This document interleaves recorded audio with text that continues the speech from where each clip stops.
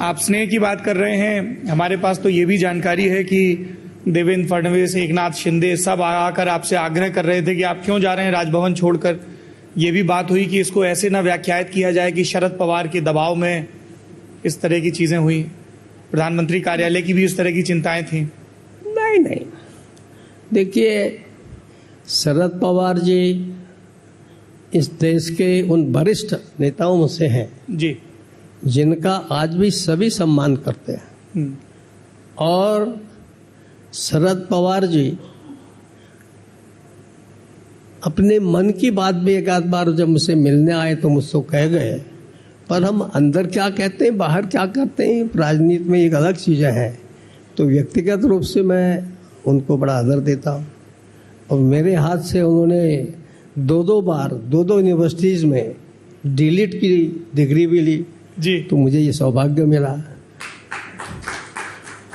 और ये मुझे सौभाग्य मिला कि रतन टाटा जैसे आदमी को मुझे ऑनररी डीलिट देने का मौका लगा।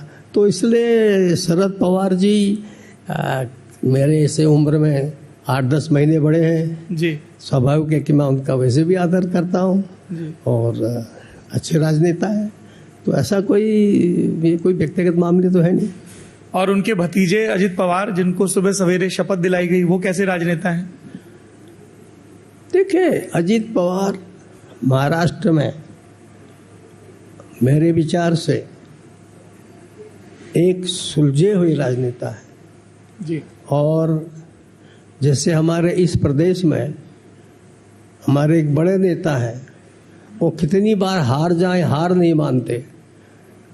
और ऐसे ही आप हरीश रावत जी का जिक्र कर रहे हैं? ऐसे ही अजित पवार जी भी ऐसे व्यक्ति हैं जितनी बार कहो उनको डिप्टी चीफ मिनिस्टर पर बनने के लिए तैयार रहते हैं। तो इसलिए मुझे लगता है कि कभी कभी दया भी आती है। अच्छा होशियार आदमी है, उनका जनाधार बहुत है, संगठन में अपने संगठन में उनका बहुत एक प्रकार से होल्ड है।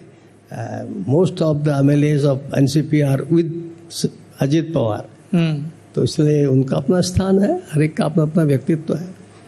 आपने जिक्र किया मुख्यमंत्री की महत्वाकांक्षाओं का, और मुझे आपका मुख्यमंत्री के तौर पर उत्तराखंड का कार्यकाल ध्यान आ गया। भगत दा, क्या संतोष रहता है, क्या बड़ी उपलब्धि थी शिक्षा के क्षेत्र में? शिक्षा मित्रों वाला जो पूरा प्रयोग था, वो जो परमानेंट टीचर हैं, या टिहरी बांध को लेकर जो अनशनकारी थे उन्हें समझा पाना, क्योंकि उसमें भी बहुत राजनीतिक सूझबूझ की जरूरत थी। मैं और विषयों पर आऊंगा, लेकिन मुख्यमंत्री के आपके कार्यकाल में आपके लिए संतोष किन विषयों से रहा? देखिए, जनप्रतिनिधि सामान्य रूप से जनता के संतोष के लिए होता है जी।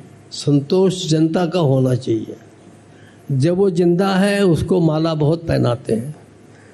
वो जगह पता तब लगेगा कि जब हम इस संसार में नहीं हैं, तब कोई एकाधिक ऐसा है कि नहीं जो हमको याद करता हो 2-4 साल तक।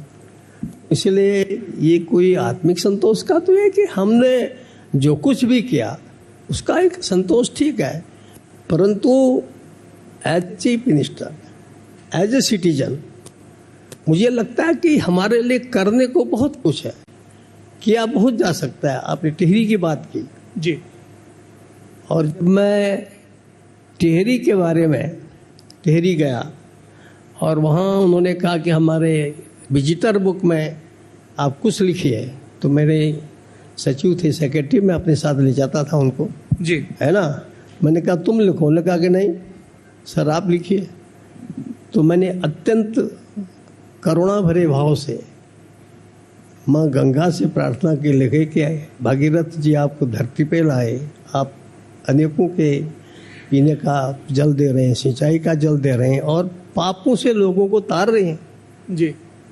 क्योंकि इसमें इतना अधिक खर्चा हो गया है राष्ट्र का, अब अगर ये नहीं बनता है तो शायद ये फिजूल खर्ची मानी जाएगी। तो मैंने उससे कहा कि लिखा, मैंने कहा मुझे ये ताकत दीजिए माँ गंगा कि मैं आपके इस पावन जल से ज्योति पैदा कर सकूं, एनर्जी पैदा कर सकूं और लोगों को चक्षुओं तक एनर्जी पहुंचाए। और मुझे पता था कि गंगा को बांधूंगा तो हो सकता है मैं मुख्यमंत्री न रहूं, परंतु जनता का पैसा है, उसका सदुपयोग होना चाहिए। और माँ गंगा ने ताकत दी, वर्षों से अनसुलझा मैटर माँ गंगा की कृपा से महीनों में हल हो गया।